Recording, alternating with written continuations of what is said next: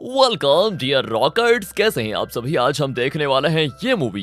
दोस्तों सोचे, एक बदनसीब आदमी की कहानी है ये, जिससे शादी करने का तो बहुत मन था, लेकिन उसकी फूटी किस्मत की वजह से उसकी कभी सही समय पर शादी नहीं हो पाई और बेचारे की अब उम्र बढ़ गई है। क्या करेगा वो? चलिए देखते हैं इस मूवी में। कहानी की शुरुआत में हम एक गांव को देखते हैं जहां शादी हो रही होती है और चारों तरफ काफी खुशी का माहौल होता है। ये शादी ब्रजेश की बहन की एक पुलिस ऑफिसर से हो रही होती है। शादी में दोनों ही परिवारों के लोग बड़े खुश होते हैं। आगे दोस्तों हम कुछ सालों के बाद का सीन देखते हैं, जहां ब्रजेश अपने दोस्तों के साथ एक एडवोकेट के ऑफिस आया होता है। असल में ब्रजेश ने सोचा था कि वो तभी शादी करेगा जब वो पुलिस ऑफिसर बनेगा, बस उससे पहले नहीं करेगा। पर वो पुलिस ऑफिसर तो बन नहीं पाया और इसी चक्कर में उसकी शादी की उम्र भी चली गई। अब बताओ, ज्यादा उम्र होने की वजह से कौन उससे शादी करेगा। तो एडवोकेट आता है और ब्रजेश को कुछ लड़कियों के बारे में बताता है जिनके हाल ही में डाइवोर्स हुए हैं, और उनमें से एक को ब्रजेश पसंद भी कर लेता है। साथ ही साथ एडवोकेट को उनकी जितनी फीस हुई थी वो दे देता है। अब यहाँ पर ब्रजेश पहली बार थोड़ा खुश हुआ था, क्योंकि बड़ी मुश्किल से उसको कोई लड़की पसंद आई और ठीक ठाक चल रहा है सब कुछ। उसे उम्मीद है कि उसका रिश्ता हो जाएगा।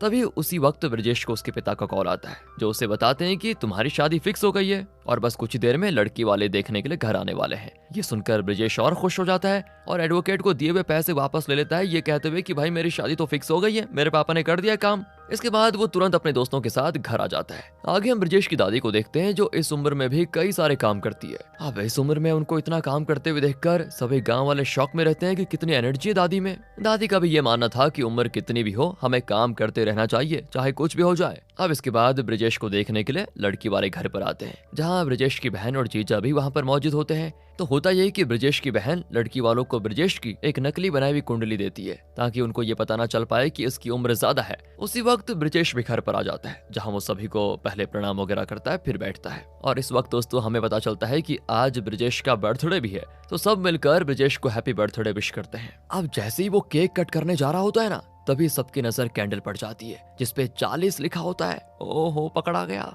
एंड उसी वक्त लड़की वालों को पता चल जाता है कि भाई इसकी उम्र तो 40 साल है, जबकि कुंडली में 31 साल लिखा हुआ है। बस दोस्तों फिर क्या था, लड़की वाले शादी कैंसिल करके वहाँ से गायब हो जाते हैं। ब्रजेश काफी दुखी हो जाता है और कहता है कि ये कैंडल लगाने को किसने कहा था, इतनी मुश्किल से तो रिश्ता आ रहा था, तुमने सब खराब कर दिया। अब वो अपने जीजा और फ्रेंड्स के साथ मिलकर ड्रिंक कर रहा होता है, क्योंकि उसको बहुत गम हो गया है। जहाँ इस समय ये सभी ब्रजेश से वादा करते हैं कि भाई हम तुम्हारी शादी ना कैसे भी करा कर रहेंगे, तुम टेंशन मत लो। इसके बाद ये ब्रजेश का रिश्ता लेके कई सारे लोगों के पास जाते हैं, पर कहाँ कोई भी अपनी बेटी की शादी इससे करवाने के लिए तैयार नहीं होता, क्योंकि सभी को ब्रजेश की उम्र के बारे में पहले से पता था और इस वजह से कोई भी ब्रजेश को अपना दामाद नहीं बनाना चाहता। आगे हम देखते हैं कि एक दिन ब्रजेश काफी टेंशन में बैठा होता है, जहाँ वो सोचता है कि यार अब मेरी शादी ना कभी नहीं होगी, मैं ऐसा ही रहूंगा। इसी बीच वहाँ पर उसका एक फ्रेंड आता है, जो ब्रजेश को कोंडुगा नाम के गांव के बारे में बताते हुए कहता है, भाई वहाँ की कम उम्र की लड़कियां ज्यादा उम्र के लड़कों से शादी करने के लिए आराम से तैयार हो जाती है। बस दोस्तों ये सुनकर ब्रजेश के मन में एक बार फिर से लड्डू फूटने लग जाते हैं। जिसके बाद वो उस फ्रेंड को ड्रिंक देते हुए कहता है, क्या मेरी शादी हो जाएगी ना? उसका फ्रेंड कहता है कि हो जाएगी, अरे जरूर हो जाएगी। तो दोस्तों आगे ब्रजेश तैयार होकर अपने जीजा और फ्रेंड्स के साथ उसी गांव में जाता है, जहां ये पहले तो एक मंदिर में जाते हैं और वहां पर भगवान से प्रार्थना करते हैं कि आज सब कुछ बढ़िया हो जाए, कोई मस्त लड़की मिल जाए। मंदिर के बाहर ही इनको शादी कराने वाला कॉन्ट्रैक्टर मिलता है, जो इन्हें बताता है कि एक लड़की है वैसे, जिसके पास काफी जमीन और दौलत है और अभी तक उसकी शादी नहीं हुई है। उन्हें बस एक अच्छी लड़की की जरूरत है जो उनके घर और जमीन को संभाल पाए। तो दोस्तों ब्रजेश से कहता है कि क्या तुम मुझसे शादी करोगे? वो तो बिना कुछ सोचे समझे कह देता है, हाँ बिल्कुल करूंगा। तो आगे वो कॉन्ट्रैक्टर ब्रजेश और बाकी सभी को उस लड़की के घर पर लेकर जाता है, जहाँ वो उस लड़की को देखते हैं जो कि बहुत मोटी होती है दोस्तों। और ये देख ब्रजेश अपने मन में कहता है कि इस गुब्बारे से तो मैं शादी नहीं करूंगा। तो ब्रजेश उस कॉन्ट्रैक्टर से कहता है कि एक काम करो, तुम इससे शादी कर लो, देख रहे हो उसका साइज। इतना कहते ही वो सभी वहां से निकल जाते हैं। इसके बाद दोस्तों वो कॉन्ट्रैक्टर इनको एक और लड़की से मिलाता है, जिसका नाम कावेरी होता है। ब्रजेश कावेरी को पहली नजर में ही पसंद कर लेता है और कावेरी भी उससे शादी करने के लिए तैयार हो जाती है। दोनों अकेले में जाके कुछ बातें करते हैं, जहां ब्रजेश कावेरी को बताता है कि मैं एक पेंटिंग का कॉन्ट्रैक्टर हूं और मेरे पास कार भी है, जो कि दोस्तों साफ साफ झूठ था। असल में ब्रजेश के पास कोई कार ही नहीं होती, पर शादी करने के लिए आटे में नमक जितना झूठ तो चलता ही है ना। तो यही सोचकर ब्रजेश झूठ कह देता है। बस अब ये सभी बहुत खुश हो जाते हैं। ये खुशखबरी घर पहुंचकर सभी घर वालों को देते हैं, जहां सभी सुनकर और खुश होते हैं। तो ब्रजेश क्या करता है, वो अपने फेस पे लेप और आंखों पर खीरा लगाना शुरू करता है, ताकि वो थोड़ा यंग दिख पाए। और शादी की तैयारी करने के लिए ब्रजेश के घर वाले और कावेरी के घर वाले एक साथ बैठ के बातें कर रहे होते हैं। जहाँ वंजना भी होती है जो कि उसी गांव के पार्टी की सेक्रेटरी है और ब्रिजेश की फैमिली के काफी क्लोज होती है। फिर वंजना कावेरी से फोन पे बात करती है जहाँ उसे कावेरी बहुत पसंद आ जाती है और फिर वो ब्रिजेश की माँ को भी कावेरी से बात करने के लिए फोन देती है। पर कावेरी को नाइट ड्रेस में देख ब्रिजेश की माँ शोर मचाने लग जाती है, क्योंकि दोस्तों यहाँ पर ये नॉर्मल कॉल नहीं वीडियो कॉल की बात चल रही थी और वो सबके सामने जाके कहने लग जाती है ये शादी नहीं हो सकती, क्योंकि उनके हिसाब से ये लड़की थोड़ी मॉडर्न है और उनको ये नहीं चाहिए। ऐसा उसकी माँ सोचती है दोस्तों, और इस वजह से होता यह है कि वहाँ पर हंगामा हो जाता है और सभी चले जाते हैं और एक बार फिर ब्रिजेश की शादी टूट जाती है। ब्रिजेश तो गुस्से में चला जाता है वहाँ से। आगे रात में ब्रिजेश और बाकी सभी ड्रिंक कर रहे होते हैं, जहाँ ब्रिजेश काफी दुखी होता है। बात हुई बातों में ब्रिजेश अपनी पहली लव के बारे में बताता है जिसका नाम सुल्लू था। सुल्लू से ब्रिजेश को स्कूल में ही प्यार हो गया था और दोस्तों सुल्लू की भी आज तक शादी नहीं होती है, क्योंकि उसकी और 4 बहनें थी, इसलिए जब तक उसकी बहनों की शादी ना हो जाए सुल्लू तब तक शादी नहीं कर पाएगी। अब इस पर ब्रिजेश का जीजा उससे कहता है कि चलो कल सुल्लू के घर जाते हैं, शायद बात बन जाए। बस दोस्तों अगली सुबह ब्रिजेश उसके जीजा के साथ सुल्लू के घर चला जाता है, जहां वो कई सालों के बाद सुल्लू को पहली बार देखता है और पहली नजर में उसका पुराना प्यार वापस आ जाता है। लेकिन किसी वजह से ब्रिजेश उस दिन सुल्लू से बात नहीं कर पाता और चला जाता है। आगे एक दिन सुल्लू काम पे जा रही होती है, इसी बीच ब्रिजेश उसे बीच रास्ते में रोक देता है और उसे अपने दिल की बातें बताना शुरू करता है कि मैं तुमसे प्यार करता हूँ और तुमसे शादी भी करना चाहता हूँ। पर सुल्लू कहती है पहले तो मेरी बहनों की शादी होंगी।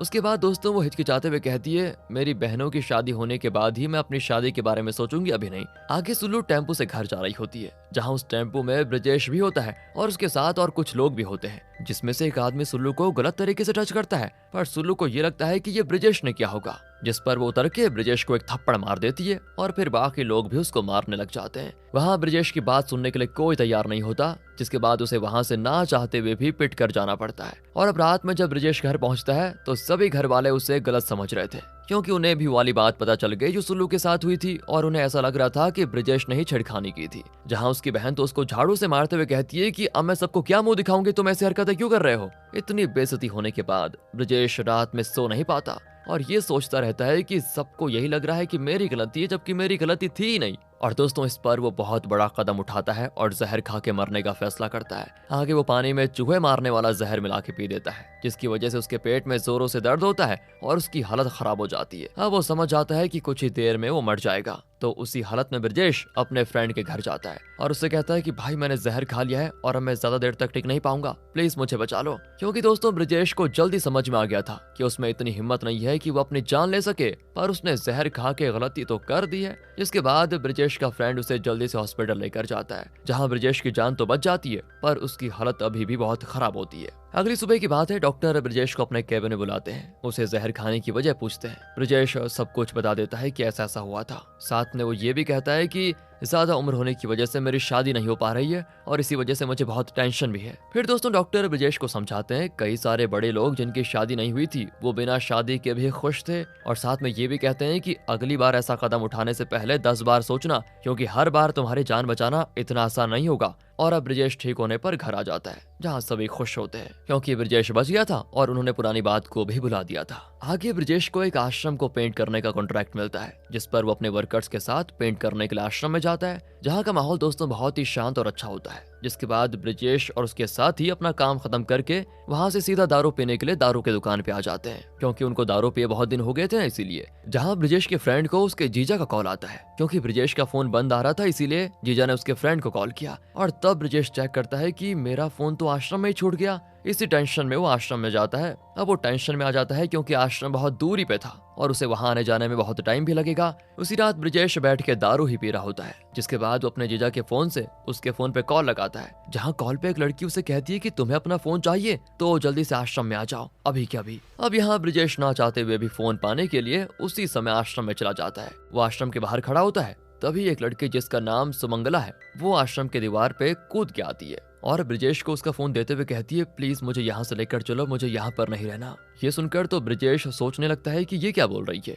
और दोस्तों वो उसको मना कर देता है क्योंकि उसे कोई प्रॉब्लम में नहीं फंसना था। लेकिन अगले ही पल ब्रिजेश का मन बदल जाता है और वो फिर उस लड़की की मदद करने के लिए तैयार हो जाता है। जिसके बाद वो सुमंगला को अपने घर लेकर आता है, जहाँ सभी उसको देखकर शॉक भी होते हैं कि ये ऐसे किसी लड़की को कैसे लेकर आ गया, और सबको यही लगता है कि ये दोनों एक दूसरे से प्यार करते हैं। ब्रिजेश के घर वाले सुमंगला की आरती उतारते हैं, उसको अपने घर में लेकर आ जाते हैं और ब्रिजेश ने सबको यही बताया होता है कि हम दोनों ने शादी कर ली है और उसने ऐसा इसीलिए कहा ताकि इस झूठ की वजह से सुमंगला कुछ दिनों तक उसके घर में रह पाए। वहीं वंजना ब्रिजेश को साइड में बुला के उसे सब कुछ सच बताने के लिए कहती है, क्योंकि उसे शक हो रहा था कि शायद ब्रिजेश झूठ बोल रहा है। ब्रिजेश उसे कह देता है कि हमारी शादी नहीं हुई है, पर हम जल्द ही कोर्ट मैरिज कर लेंगे। और बस ब्रिजेश के अलावा वंजना ही जानती है कि ब्रिजेश ने सुमंगला को आश्रम से उठाया। वंजना भी ब्रिजेश से कहती है, ठीक है, मैं ये बात किसी को नहीं बताऊंगी। तो दोस्तों, आगे ब्रिजेश के घर वाले सुमंगला को बहू की तरह मान लेते हैं, क्योंकि वैसे भी ब्रिजेश की शादी नहीं हो रही थी, और अब जब वो खुद ही शादी करके आ गया है तो उसमें गलत क्या है। इसके बाद ब्रिजेश और सुमंगला एक ही कमरे में रहने लग जाते हैं, ताकि किसी को ये पता ना चले कि उनकी शादी नहीं हुई है।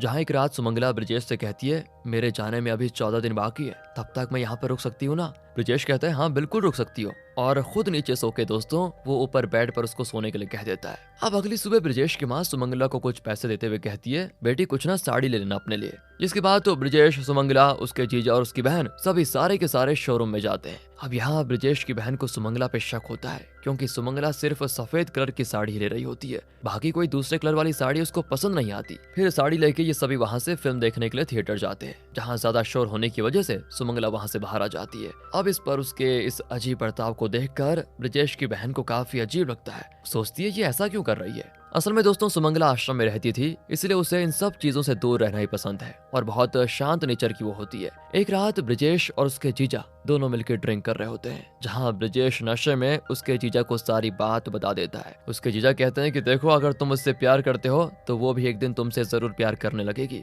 यहाँ से ब्रिजेश अपने कमरे में आ जाता है, जहाँ सुमंगला आराम से सो रही होती है, पर उसको ऐसा सोते हुए देखकर नशे में ब्रिजेश खुद पर काबू नहीं कर पाता और उसे पीछे से पकड़ लेता है। तभी सुमंगला डर के मारे उठ जाती है और काफी घबरा भी जाती है। ब्रिजेश भी उसको ऐसे देखकर सॉरी कहता है कि गलती से हो गया, माफ कर दो। अगली सुबह वो ब्रिजेश से कहती है, क्या तुम मुझे कोई शांत जगह पे ले जा सकते हो, मुझे तुमसे कुछ बात करनी है। तो ब्रिजेश उसको नदी के किनारे पे लेकर आता है। तब सुमंगला उससे कहती है, तुम मुझसे प्लीज प्यार मत करो, क्योंकि मैं तुमसे शादी नहीं कर सकती हूँ। मेरे खुद के कुछ प्रॉब्लम्स है और बस 4 दिन बाकी है, जिसके बाद मैं चली जाऊंगी। ये सुन के दोस्तों ब्रिजेश काफी इमोशनल हो जाता है और उससे कहता है कि फिर तुम मेरी लाइफ में क्यों आई, उस रात तुमने मुझसे मदद क्यों मांगी, मैं तो तुमसे सच में प्यार करने लग गया था। सुमंगला भी रोने लग जाती है और ब्रिजेश के एक भी सवाल का जवाब नहीं देती। ये दोनों यहाँ से घर आते हैं, जहाँ ब्रिजेश और उसके जीजा के कुछ बहस हो जाती है, जिस पर उसके जीजा कहते हैं कि मैंने आज तक इस घर के लिए क्या कुछ नहीं किया, और बातों ही बातों में वो दोनों एक दूसरे पे हाथ उठा देते हैं। ब्रिजेश तो उसके जीजा को यहाँ से जाने के लिए कह देता है कि अपने घर चले जाओ,